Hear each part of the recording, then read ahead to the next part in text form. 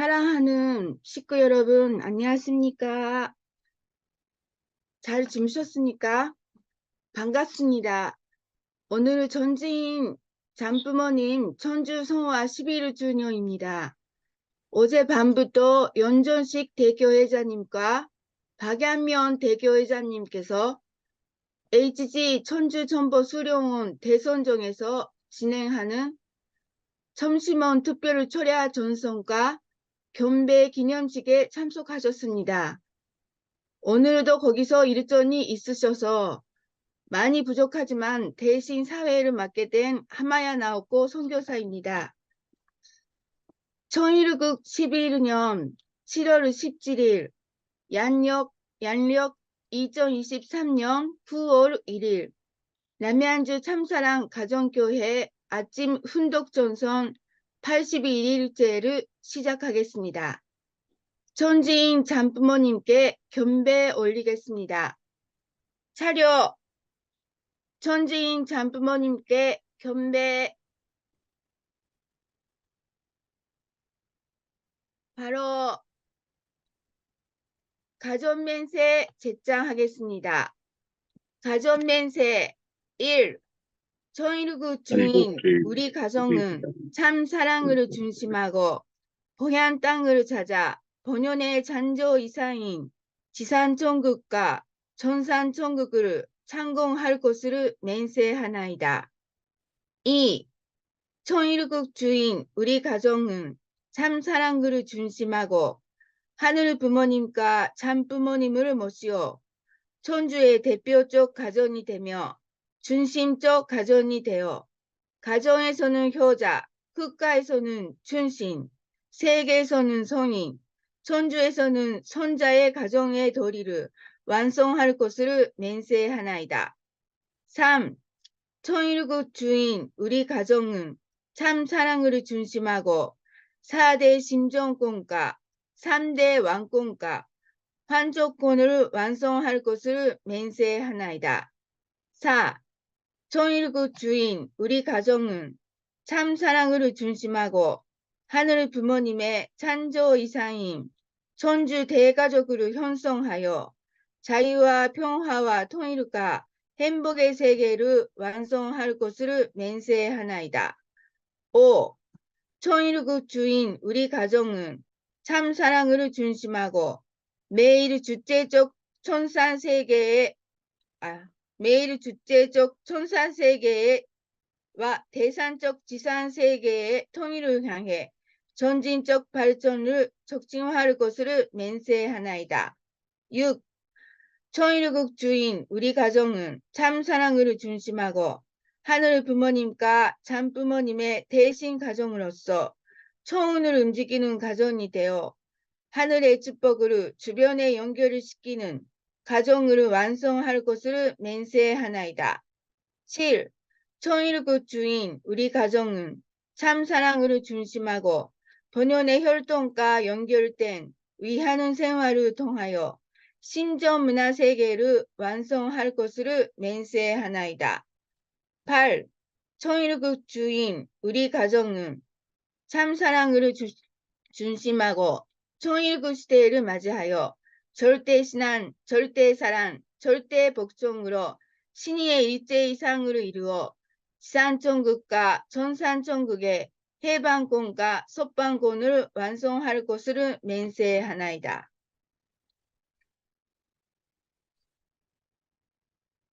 보고 기도는 김선태 장로님께서 해주시겠습니다. 부탁합니다. 다 같이 마음 모두 기도드리겠습니다.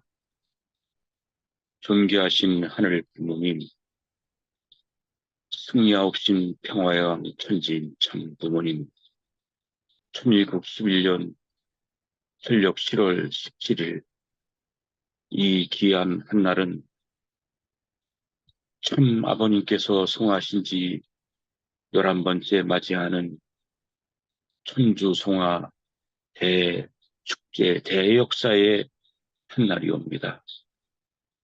사랑하는 통일가의 형제 자매들이 아버지 당신이 거룩하게 성별하신 땅 천평성지에서 아버님의 일평생의 업적을 그리워하며 아버님께서 베풀어 주신 그 참 사랑의 그 가치를 다시 한번 그리워하고 존경하고 보고 싶은 그 마음을 모두가 다 천진 참부모님께 돌려드리고 90여 성상 오로지 하늘 부모님 뜻 성사를 이루하여서 다 이루시고 승화하신 천진 참 아버님 그 뜻을 저희가 그 심정을 체휼하고 그 심정을 천수받을 수 있는 귀한 훗날로 허락하시고 축복하여 주시옵소서. 참 어머님께서 후렴 다니신 하늘 부모님 모시고 참 아버님 모시고 인류 역사의 한 획을 긋기 위하여서 인류의 평화의 어머니로서 참 어머님으로서 나와 하나님은 문이룰 것이 없다고 저희를 독려하시며 이끌어 나오시며 몸소 정성 들이신 참 어머님 감사합니다. 저희 천일국의 모든 식구들은 이제 하나가 되어서 이 세상에 등불이 되고 이 세상에 갈 곳 없이 헤매는 저들을 위하여 진리의 말씀을 전할 수 있고 하나님을 증거할 수 있고 천지인 참부모님을 증거할 수 있는 하늘의 용사들 되게 아버지 허락하시옵소서. 저희가 지금까지 마음속에는 생각에는 하나님 뜻을 이 땅 위에 이루어드리고 천지인 천부모님과 함께 그 뜻을 이 땅 위에 성취시켜드려야 했다는 각오와 결의로 나왔지만은 주저앉고 또 주저앉고 또 주저앉고 부모님을 실망시켜드린 적이 얼마나 많사옵니까? 그러나 당신께서는 저희를 주저없이 끌어안으시고 그때그때마다 저희를 사랑하시고 1분 1초를 저희를 감싸주시지 않은 적이 없으시며 저희의 모든 일거수일투족을 지켜주시면서 천사랑 안에서 천일국 안에서 승리하라고 격려하신 아버지 하나님 천진 참부모님 감사합니다. 오늘 참부모님 참아버님 천주성화 11주년 대역사를 맞이해서 저희가 대각성하고 아버지 평화의 어머니 참어머니 모시고 승리하여 아버지 앞에 영광을 돌려드리고 참모님께서 2025년 아버지 명령하신 남북 통일을 피연코 이루어서 인류 한가족 평화의 세계를 이루는데 저희가 초석이 되고 통일의 용사되어서 아버지의 영광을 드러낼 수 있는 자녀들로 허락하시고 축복하여 주시옵소서. 이제 남양주재단은 두 분 대교회장을 중심 삼고 참모님의 뜻에 의하여서 3배가 5배가 전도 활동에 용진하고 있사옵니다. 사랑하는 형제자매들 한 명 한 명 모두가 다 그 영광을 하늘 앞에 드러낼 수 있도록 그 사랑이 모두에게 전수될 수 있도록 우리 모두가 힘을 합해서 아버지의 영광을 드러내고 참 어머님을 모실 수 있는 귀한 남양주 참사랑교회가 되기를 아버지 이 시간 간곡히 바라옵고 원합니다. 우리의 모든 것을 다 바쳐 아버지 앞에 영광을 드러내고 참모모님 모시고 자석같이 딱딱 벌려 승리할 수 있는 우리의 모두가 되기를 간곡히 바라옵고 원하올 적에 이 모든 말씀을 축복 중심가정 김성태 박중선 가정 이름으로 보고드리며 간곡히 아뢰어 싸움나이다. 아주 감사드립니다. 다음은 감사 소감을 나누는 시간입니다.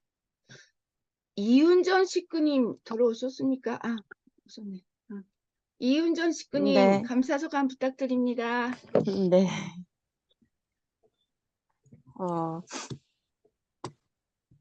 요즘은 가족과 같이 식사를 할 수 있는 기회가 서로가 많지 않을 것 같은데, 어제 저녁에 가족이 다 같이 저녁을 맛있게 먹은 것에 대해서 감사한 것 같고요. 제가 요즘 좀 고민이 좀 많이 됐었는데 그 고민들이 을 들어줄 수 있는 사람이 있다는 것에 대해서도 감사한 것 같고요. 이렇게 모닝 디보션에 참석한 것에 대해서도 감사한 것 같습니다. 이상입니다. 감사합니다. 요즘에 교회에서 열심히 또 혼신 생활을 하고 있습니다. 많이 응원해 주십시오, 식구님들이. 감사합니다. 다음은 유꼬 집사님께서 감사 소감을 하고 싶다고 하셨는데요. 들어오셨습니까? 유꼬 집사님 부탁합니다. 네네네. 네, 들리니까?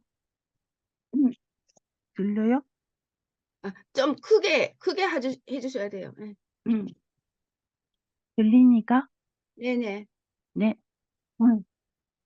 네, 요즘에 어머님 모시기 위해 난타를 준비를 하고 있는데 타이코 씨랑 나오코 언니가 열심히 시간을 만들어서 같이 연습을 할 수 있는 것이 감사합니다.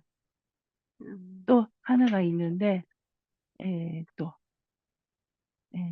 지난번에 선교사 모임이 끝나고 이마토에 타이코 씨하고 같이 갔는데 가만히 있는데 어디서 가방을 어디서 샀나요? 라고 물어보는 사람이 있어서 이야기 나누다 보니까 식구가 아닌 일본 사람이라고 알게 돼서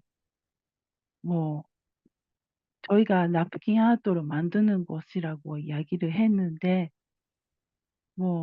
나중에는 차라도 같이 마시자고 연락처도 교환하고 그날이 대교회장님이 어머님을 모시기 위해 사람을 찾아야 된다고 많이 언니들하고 결의했었던 날이어서 가만히 있었더라도 다른 데서도 사람이 찾아와서 관계를 맺고 싶다는 그런 게 있는 것 같아서 너무 놀랐습니다. 감사합니다. 네, 감사합니다. 저희 그 일본 선교사들이 지금 활동을 또 열심히 하고 있는데요.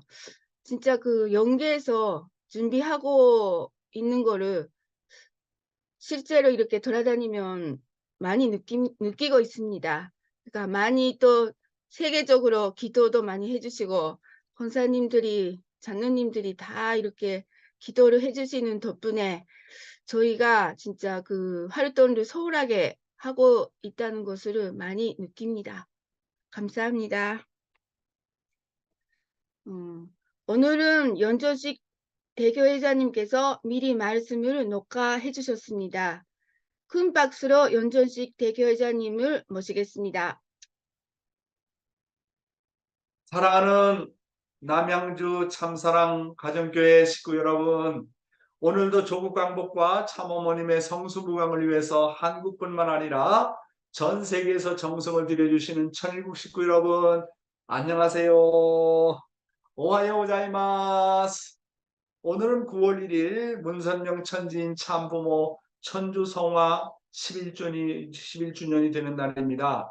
저희들은 지금 천보 수련회에 와서 이 기념 행사에 참여하고 있습니다. 그리고 오전 중에는 참아버님 봉향원을 방문할 예정입니다.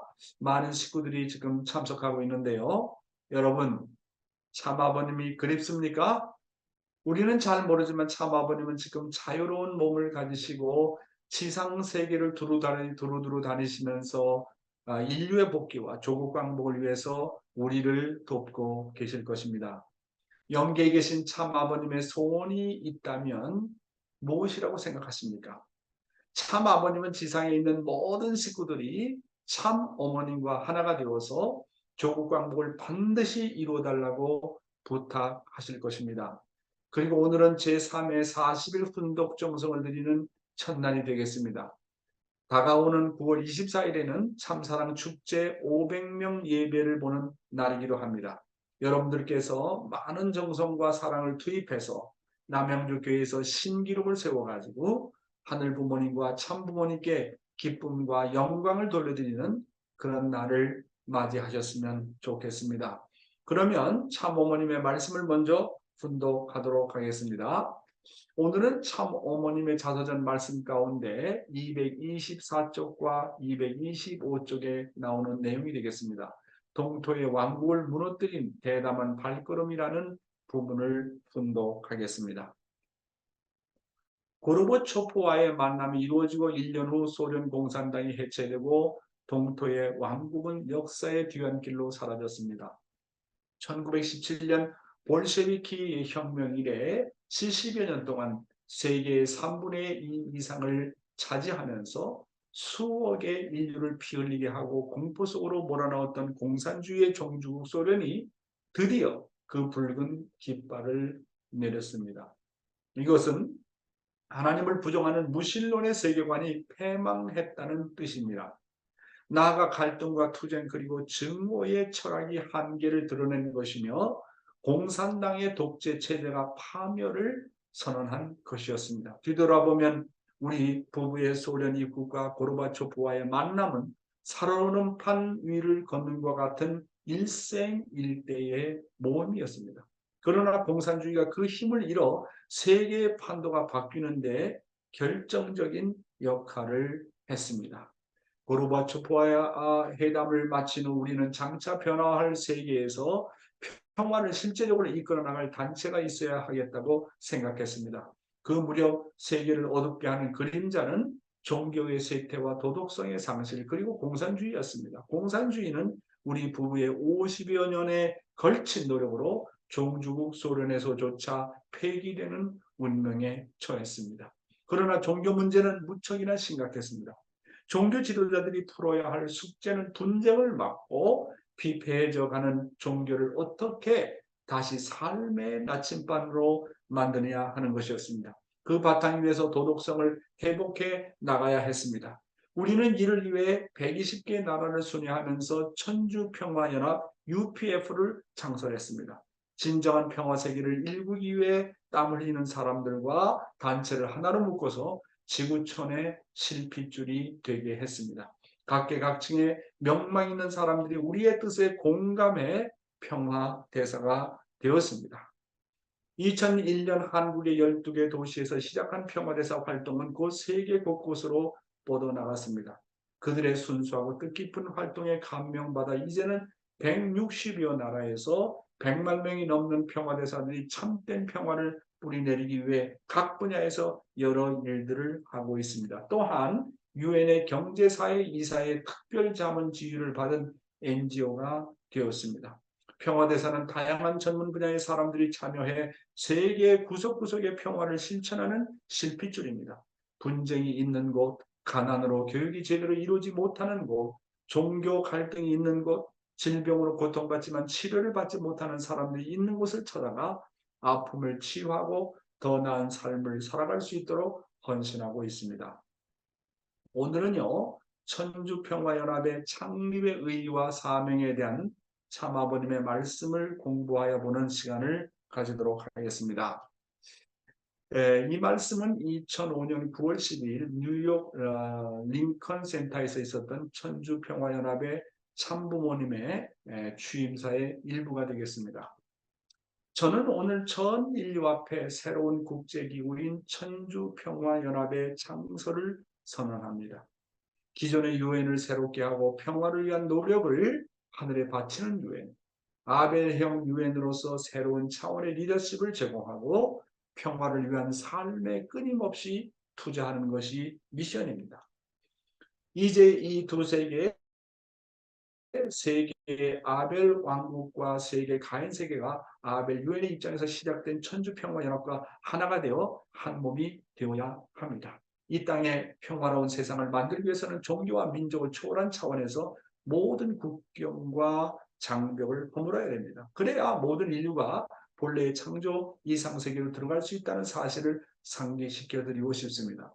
아담과 해와의 타락으로 상실된 본연의 소유권을 확립하는 책임을 다하는 것이 우리의 운명입니다. 오늘 우리는 천주평화연합의 발족식에 참여하고 있습니다. 하나님의 승리, 참부모님의 피와 땀과 눈물의 열매, 세상이 품은 소망을 상징합니다. 기존 유엔과 연계해 천일국 건설을 위한 아벨형 유엔의 역할을 수행하게 됩니다. 과거 유엔의 평화 유지 역할을 생각해 보십시오. 때로는 임무가 완료되기도 전에 군대를 철수했습니다. 한국 전쟁이 좋은 예입니다. 천주평화연합의 기치 아래 세계 평화를 수호하는 평화경찰과 평화군이 되겠습니다. 나는 당신이 이 새로운 시대의 새로운 진정한 사랑의 갑옷을 입고 인류의 미래를 위해 이 세계 평화 세력에 현명하고 용감한 활동가가 되기를 바랍니다. 참 아버님께서는 기존의 유엔은 뭐라고 그러셨습니까? 가인의 유엔이라고 했습니다. 그리고 우리 천주평화연합의 UPF는 아벨 유엔이라고 칭하시면서 가인과 아벨이 하나 되어서 세계 평화를 이루어야 된다고 말씀하셨습니다. 그렇기 때문에 아버님께서는 우리 UPF를 천주평화연합을 UPF라고 칭하시면서 UPF는 첫째, 기존의 유엔이 책임을 하지 못하는 것을 새롭게 갱신해야 된다. 그런 말씀을 하셨습니다. 두 번째 사명은 세계 평화를 위한 일이 전적으로 세계 평화를 위한 일에 전적으로 헌신할 것을 말씀하셨습니다. 세 번째로는 새로운 차원의 리더십을 제공하고 평화를 위해서 끊임없는 투자를 하실 것을 약속하셨습니다. 그 다음에 네 번째로 종교와 민족을 초월한 차원에서 모든 국경과 장벽을 허물어 본래의 창조 이상세계로 들어가야 할 사명을 해야 한다고 말씀하셨습니다. 다섯 번째로 세계 평화를 수호하기 위해서 평화경찰과 평화군을 창설해서 세계 평화를 위해 기여해야 할 사명이 있다고 말씀하신 것입니다. 제가 참 아버님께서 이 UPF를 창립할 때 미국에서 있었고, 그 다음에 참 아버님을 모시고 제가 오세안의 대륙회장으로 있었을 때 14개의 섬나라 가운데 7개의 나라를 아버님께서 도시면서 아버님 자가용 비행기로 같이 돌면서 창립했던 기억이 납니다. 그때 아버님께서 정말 얼마나 심혈을 기울이고 정성을 들여서 이 UPF를 창립하셨는지 모릅니다. 따라서 이 아벨 유엔이라고 하는 이 천주평화연합은 정말 환경복귀에 있어서 그리고 세계 평화를 위한 그런 기관으로서 이게 마지막으로 정말 중요한 아버님께서 창립한 그런 기관인 것입니다. 그래서 이 천주평화연합과 어머니께서는 이제 천주평화연합 이 UPF와 가정연합이 정말 하나가 되어서 두 기관이 일체가 되어서 앞으로 나가야 된다. 두 시스템을 중심 삼고 나는 일을 해 나가겠다. 그렇게 해서 그렇게 어머니께서 선포하셨습니다. 자, 천일국 시대의 신앙생활, 오늘은 하나님을 그리워해야 할 정도라는 제목으로 말씀을 드리겠습니다. 아버님 말씀 보겠습니다. 여러분, 이것이 문제인 것입니다. 여러분이 자다가도 아버지 할 수 있고 혼자말로도 아버지 할 수 있어야 되는 것입니다. 세상의 사람들이 자기 상대를 그리워하는 그 이상의 그리움이 복받쳐야 되는 것입니다. 그래가지고 밥 먹는 것을 잊어버리고 잠자는 것을 잃어버리면서 그 생활 이면에 아버지에 대한 그리움을 가져가지고 아버지 하게 되면 아버지가 없는데도 아버지의 손이 잡혀진다고요. 그런 일이 있다고요. 꿈 같은 사실이 벌어진다는 것입니다. 아버지 하면 아버지 품에 안긴다고요. 이러한 표현적권에 있어서 체율적 감정을 어떻게 체득하느냐 하는 것은 신앙생활에서 무엇보다 귀하다는 것을 여러분이 알아야 됩니다. 그러한 체율의 감도, 느끼는 그 도수, 그 양의 여하가 그 사람의 신앙의 기준이 될 수 있는 것입니다. 그런 사랑의 심정을 가졌다면 어디에 옮겨가서 내가 이것을 해야 된다 하게 될 때는 하늘이요 같이 해 주시옵소서 하기 전에 벌써 하나님은 같이 하고 있는 것입니다. 그런 것을 여러분이 느끼게 될 때는 고마우신 하나님 하게 되는 것입니다. 자, 오늘 아버님의 말씀하신 포인트가 뭐냐면 하나님을 그리워야 할 정도라고 그랬습니다. 하나님을 어느 정도 그리워해야 하는가? 아버님께서 표현하시기를 여러분이 자다가도 아버지 할 수 있고 혼잣말로도 아버지 할 수 있어야 되는 것입니다. 늘 아버지로 인한 생각이 꽉 차 있어야 된다는 거죠. 그래서 무의식 속에서도 아버지가 나올 수 있어야 된다는 거예요. 그래서 사람은 위험한 상황에 닥친다든지 그렇게 되면 그 사람의 그 무의식 속에 나와 있는 무의식 속에 있는 그 잠재적으로 숨어져 있던 내용들이 다 나타난다는 거죠. 제가요 이제 서석교회를 이제 새벽 기도를 나갔는데 제가 원주에 그때 살았거든요. 근데 원주에서 그 서석 새벽 기도를 나가려면 촌길이기 때문에 참 쉽지 않아요.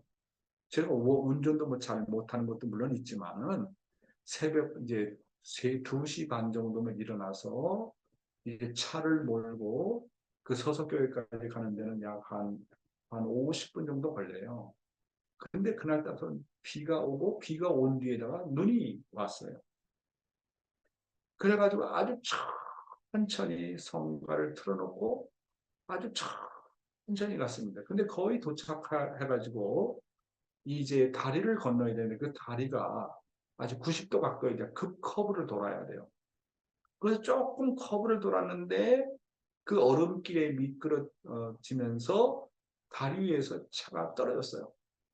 떨어지고 이제 차가 대굴대굴 굴러 떨어지는데 그 순간에 제가 아버지, 아버지, 아버지, 아버지 그 외쳤던 그때의 제 모습이 떠오릅니다. 그래서 내 의식 속에 이 아버지라는 것이 정말 살아있구나 하는 생각을 하게 되고요. 이 무의식 속에서도 정말 아버지를 찾는 그런 마음이 나와야 된다는 거죠. 이제 어떤 그 선배가 좀 얘기 들었는데요. 초창기에 참부모님을 그렇게 따르던 사람이었습니다. 그런데 이분이 이제 노쇠가 나이가 들어가지고 치매가 걸렸어요. 치매도 여러 가지 종류가 나오잖아요. 치매에 걸려서 그 사람이 말을 하는 걸 보면 그 사람의 무의식 속에 무엇이 있었는지가 다 나타난다는 거예요. 근데 그 선배가 좀 모델 가정으로 따라 나왔다고 보는데 이 치매를 겪으면서 그 내뱉는 말이 아주 후회를 하고 불만을 하고 불평을 하더라는 거죠. 평소에는 절대 신앙으로 따라 나오는 줄 알았는데 치매가 걸리고 나니까 그 모든 것이 다 이렇게 나오더라는 것이죠. 그래서 나는 그 간증을 들으면서 야, 누구나 다 이렇게 치매에 걸린다든지 아니면 어떤 사고로 인해서 그런 무의식 속에 있을 때 정말 마음으로부터 내 마음 속에 어떤 원수도 한 사람도 없고 그 마음 속에 정말 순수한 마음, 불만 불평이 없고 누구든지 다 그것을 소화할 수 있는 그런 마음. 그런데 겉으로는 순종한다고 하면서 마음속으로는 불만이 나오고 불평이 나오고 그걸 그냥 숨기기만 하면 언젠가는 폭발하는 겁니다. 그래서 그걸 놓고 저는 정말 쇼크를 받았어요. 그분이라고 한다면 정말 절대신앙을 했던 분인데 어째 그럴 수가 있을까? 그래서 저는 내 평소 생활에 내 마음속에 어떤 잠재의식 속에서라도 정말로 남을 미워하는 마음이 없어야 되겠다. 뜻에 대해서 불만, 불평이라는 그런 마음이 조금도 없어야 되겠다. 아버님에 대한 마음, 어머님에 대한 그런 마음, 그런 것을 내가 소화하지 못하고 그냥 꾹꾹꾹꾹 참으면 그냥 갑자기 무의식 속에서 그게 나오고 잠재의식 속에서 그게 나오는 거예요. 그러니까 이것을 완전히 소화하고 정말 예수가 원수를 사랑했던 것처럼 그 원수를 사랑하는 마음에 정말 순수한 마음, 진짜 원수를 사랑했던 그 참사랑의 그 마음. 야, 이것이 없으면 어려운 상황이 닥칠 때 치매에 걸렸다든지 하면 그 사람의 본질이 다 드러나는 거죠. 제가 왜 이런 얘기를 하느냐 하면 하나님을 그리워하는 정도예요. 무의식 속에서도 어떤 환경 가운데서도 고난 속에서 감옥 속에서 내가 하늘에 대해서 감사할 수 있는 마음이 정말 우러나오는 날이야.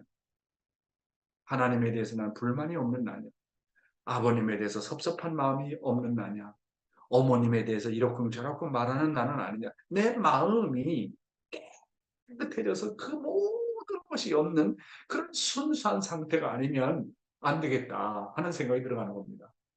그러니까 하나님을 그리워하는 정도가 내가 무의식 속에서 정말 내 잠재의식 속에서도 아버지 하고 그 아버지를 그리워할 수 있는 그 마음이 과연 내 마음 가운데 얼마나 있느냐. 이게 대단히 중요한 겁니다. 세상 사람들이 자기 상대를 그리워하는 그 이상의 그리움이 복받쳐야 되는 것입니다. 연애 이상의 감정을 가지고 하나님과 데이트를 해야 돼요. 정말 하나님이 그리워야 돼요. 진짜 아버님이 그리워서 눈물 나와야 돼요. 진짜 어머님이 그리워서 눈물 나와야 되고. 그런데 거기에 어떤 갭이 있다. 거리가 있다. 겉으로는 순종하는 것 같고 겉으로는 절대 신앙하는 것 같지만 그 사람의 마음을 보시는 하나님이에요. 그 마음 가운데 그림자가 있으면 안 돼요. 이거 쉽지 않은 거예요. 그렇잖아요. 그래서 하늘을 향한 그리움의 마음으로 사탄을 성별하라는 거예요. 진짜 하나님이 그립고 보고 싶으면 하나님을 향한 그리움이 꽉 차 있는데 거기 어떻게 사탄이가 들어가겠습니까? 예를 들면 세상 가운데서 그러니까 보이프렌드, 걸프렌드가 있잖아요. 그럼 보이프렌드가 걸프렌드를 정말 좋아한다.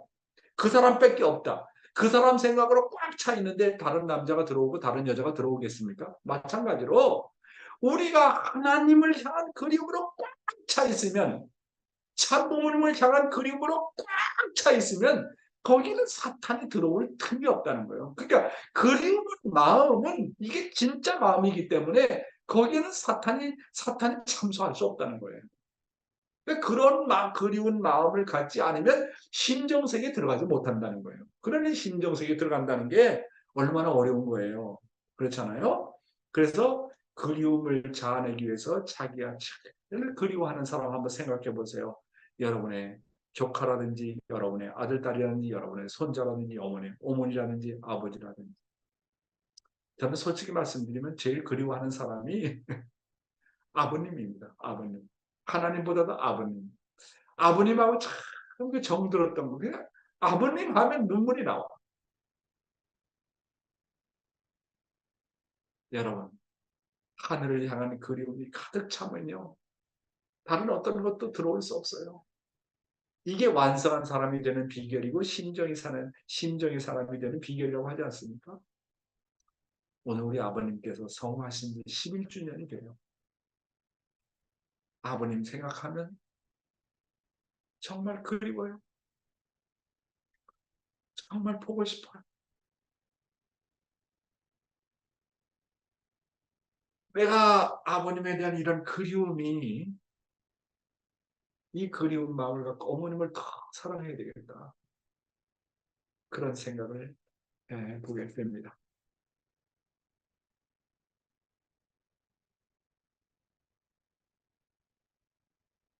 그래서 아버님 뭐라고 하냐면 밥 먹는 것을 잊어버리고 잠자는 것을 잊어버리면서도 아버지에 대한 그리움을 가져야 된다. 어린 아기는 엄마가 떠나면 응 하고 울잖아요. 어린 아기가 엄마가 집을 떠나서 돌아올 때까지 기다리고 기다리는 그리움이 있는 것처럼 그런 그리움을 가지고 살아야 된다는 거죠. 하늘의 심정을 느끼는 그 최울의 감도, 느끼는 그 도수, 그 양의 여하가 그 사람의 신앙의 기준이 될 수 있다는 겁니다. 아버님 말씀하시지 않았습니까? 하나님을 내가 얼마나 그리워하느냐, 그 그리움의 정도. 그것이 그 사람의 신앙의 기준이 된다는 거예요. 하나님을 얼마나 사랑하느냐를 알려면 그러면 너는 하나님을 얼마나 그리워하느냐. 그게 하나님과의 관계의 정도, 그리움의 그 정도가 그 사람의 신앙의 기준이 된다는 거예요. 그러면 아버님과 여러분의 관계를 뭘 통해서 알 수 있냐? 그림을 통해서 알 수 있는 거죠. 나는 아버님을 얼마나 그리워하느냐. 그리워하면 눈물이 나오느냐. 그냥 가깝다는 거거든요.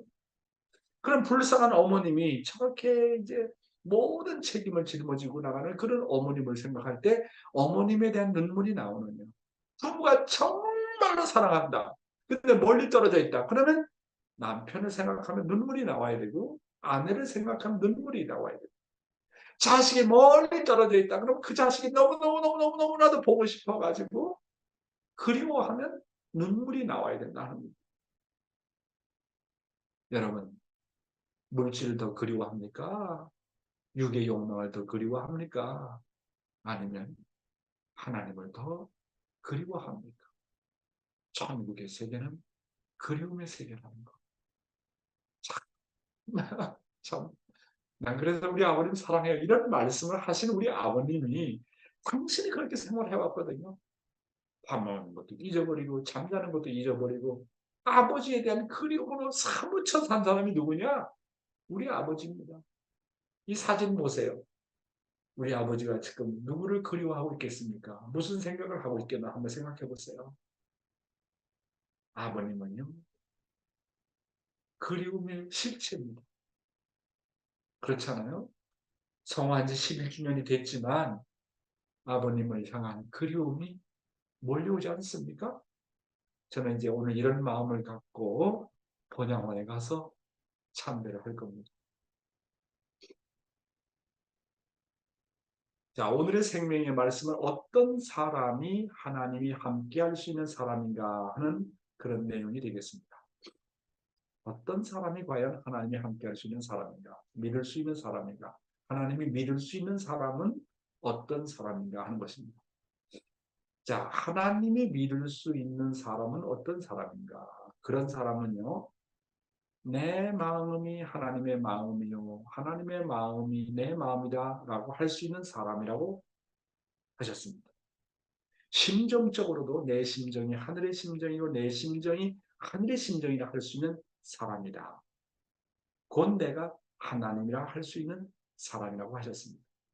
그래서 어머님께서 이제 아버님의 그 성화 3주기를 지나가지고 하신 말씀이 뭐라고 했었습니까?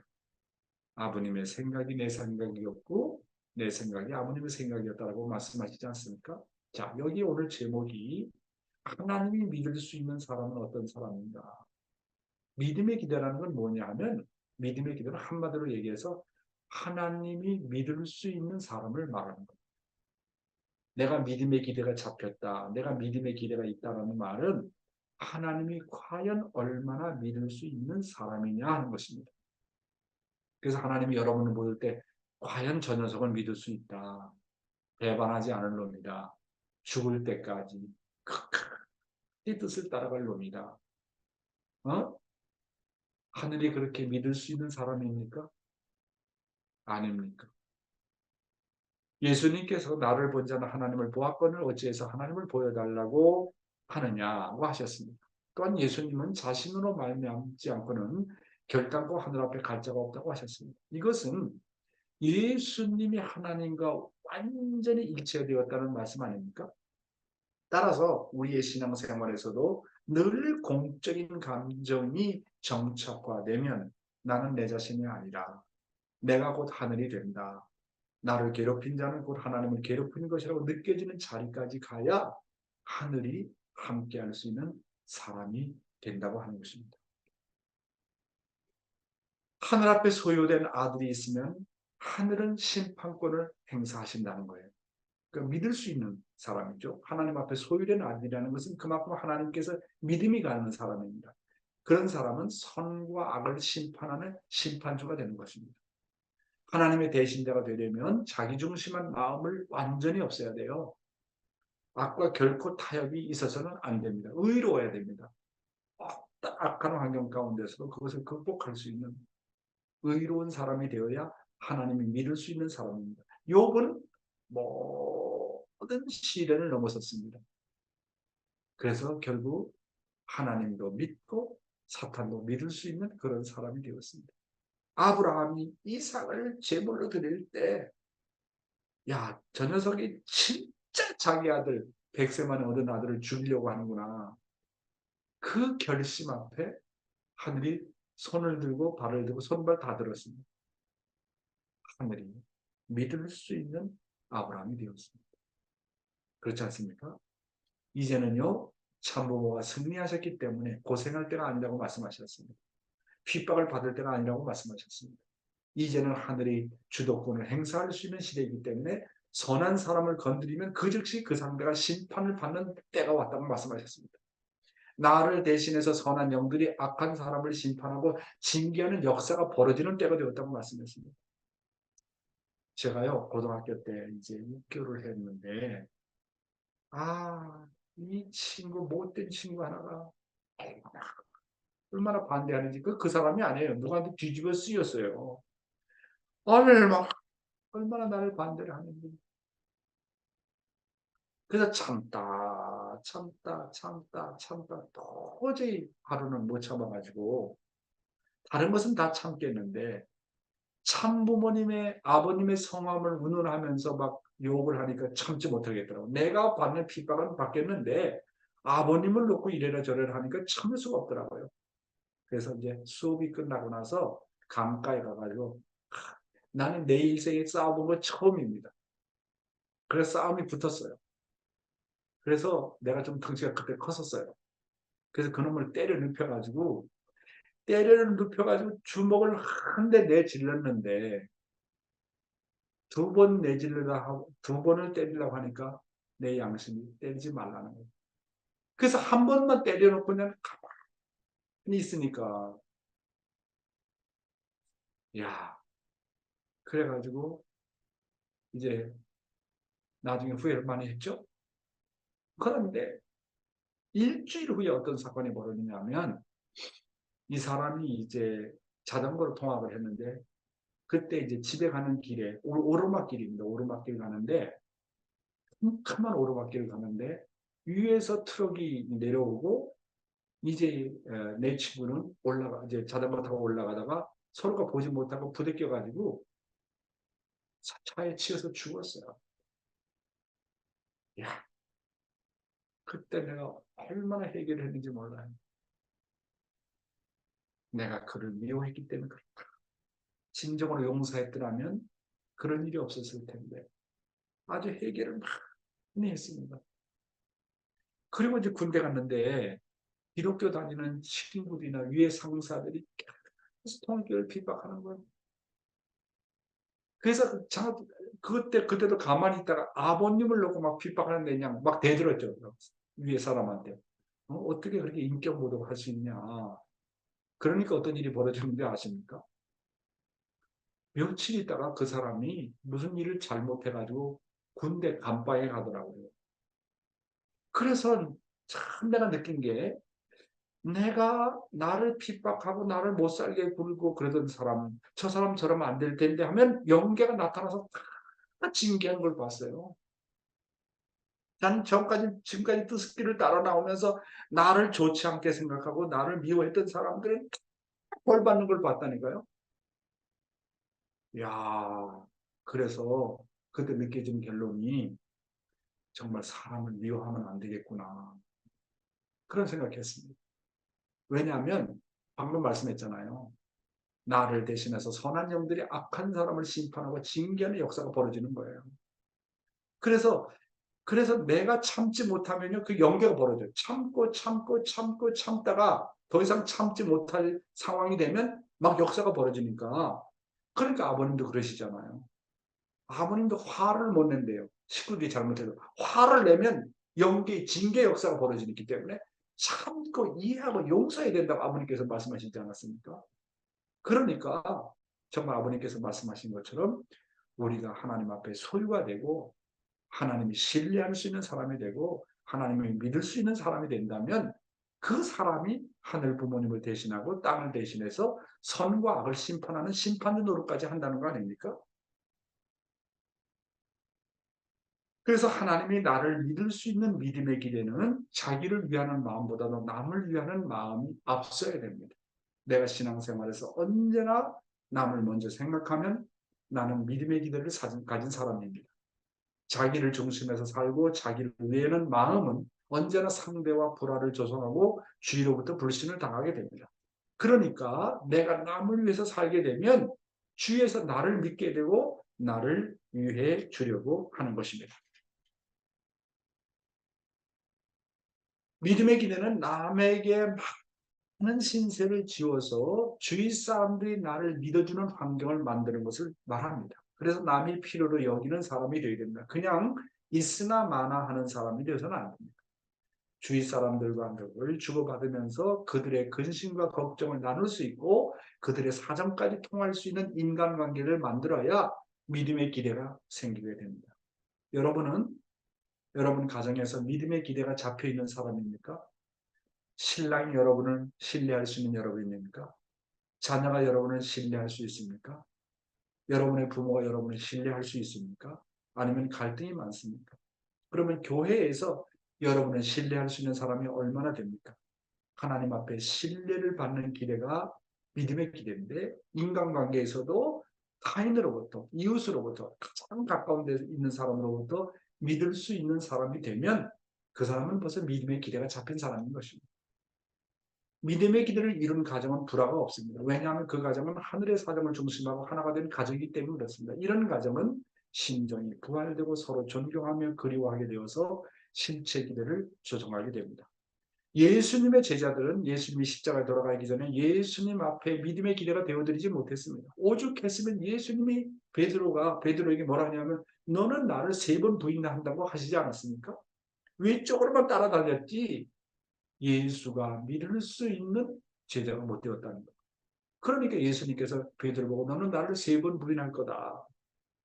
그러니까 이적과 기사만 보고 따라다니고 예수님의 심정을 모르고 내적인 사정을 모르니까 아직까지 믿음의 기대가 잡히지 않았다는 거예요. 만약에 예수님의 세 제자가 믿음의 기대가 잡혔더라면 하나님이 믿을 수 있는 사람이 되었더라면 예수님은 절대로 십자가에 못 박혀 돌아가지 않습니다. 신앙의 노정은 참 사람이 되어가는 노정입니다. 참 사람은 주변으로부터 인정받고 많은 사람들이 의지하려고 하는 것입니다. 남이 괴로워할 때 그 괴로움을 담당해 줄 수 있고 불안해할 때 그 사람의 불안을 덜어줄 수 있으며 위안을 해줄 수 있는 사람은 믿음의 중심 인물이 될 수 있습니다. 따라서 남을 위해서 사는 사람은 믿음의 기대를 조성할 수 있습니다. 남의 십자가를 맡을 수 있는 사람은 참 사람이 될 수 있는 기대가 벌써 조성이 되는 것입니다. 우리의 생활권 내에서 말씀의 힘을 가지고 믿음의 털을 닦아야 되겠습니다. 자기가 처해진 환경에서 불의의 환경에 지배받지 않고 주위의 환경의 불안과 고통이 나로 말미암아 모두 안정이 되어지고 든든해지도록 털을 닦아 나가야 한다고 하는 것입니다. 그래서 신뢰를 받고 의지하려는 많은 대상을 가진 존재가 되면 벌써 믿음의 터가 이루어지게 되어서 화목할 수 있는 환경을 조성하게 되는 것입니다. 언제나 주위를 화목해 하는 사람은 벌써 실체기들을 이룬 사람입니다. 화목은 위하는 마음이 있으므로 선한 환경을 이루게 되어서 하나님이 임재하시게 되고 하나님을 보게 되는 것입니다. 사랑하는 식구 여러분, 하나님이 믿을 수 있는 사람은 어떤 사람인가? 과연 하나님이 나를 믿을 수 있는 사람인가? 과연 나의 아벨이 나를 믿을 수 있는 사람인가? 가장 가까운 데 있는 사람이 나를 믿을 수 있는 사람인가? 믿을 수 있는 사람이라면 벌써 믿음의 기대가 세워진 사람입니다. 믿음의 기대가 세워진 사람은 주위로부터 언제나 존경을 받는다는 것. 믿음의 기대를 세우기 위해서는 끊임없이 남을 위해서 살아야 된다고 하는 그런 말씀의 내용을 가지고 말씀드렸습니다. 감사합니다. 예, 말씀 감사합니다. 그러면 말씀 소감은 김면숙 부인 회장님께서 해주시겠습니다. 부탁합니다.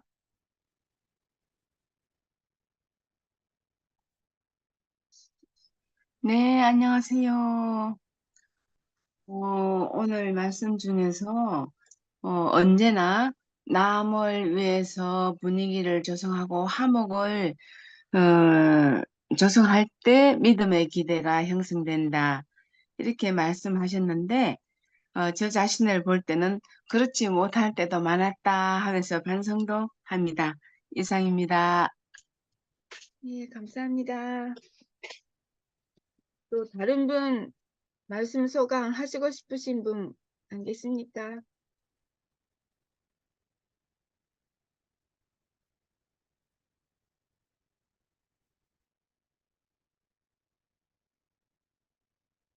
저는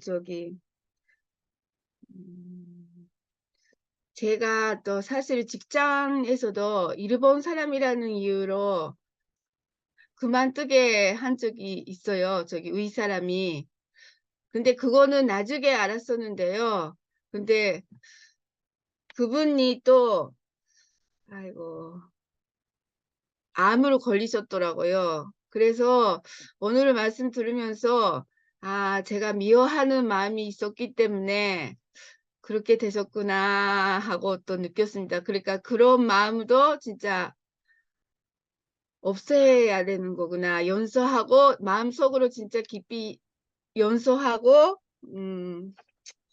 그렇게 해야 되는 거구나. 그런 거를 또 느꼈습니다. 또 다른 분 말씀하실 분이 없으시면 오늘은 각자 기도하고 끝나겠습니다. 기도하겠습니다.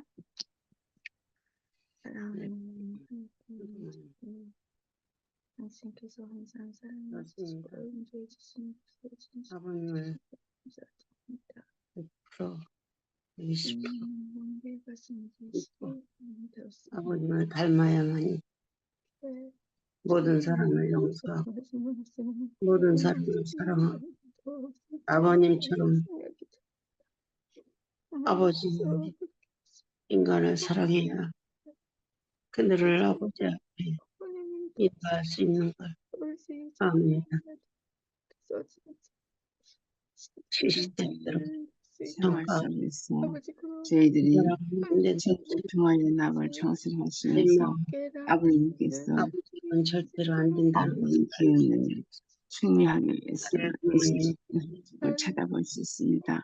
인정을 저희들이 참 아버님을 그리워하는 심정을 가지고 사랑할 수 믿음의 기도에 형성할 수 있는 모습을 찾아나갈 수 있어야 되기를 바라보는 축복 정신들은 야광님이 하고 있습니다. 아주 서운하게 생각하는 제 마음을 지켜주시고 나를 진심으로 마음으로 사랑할 수 있게 도와주시옵소서. 말씀을 정말 터놓고 전해야 되는 아버지, 저는 아버지, 그 사람에게 말씀을 전할 때 아버님 심정을 가지고 전할 수 있을지 아버지 인도해 주시옵소서. 하나님, 오늘 하루도 사랑하는 식구들이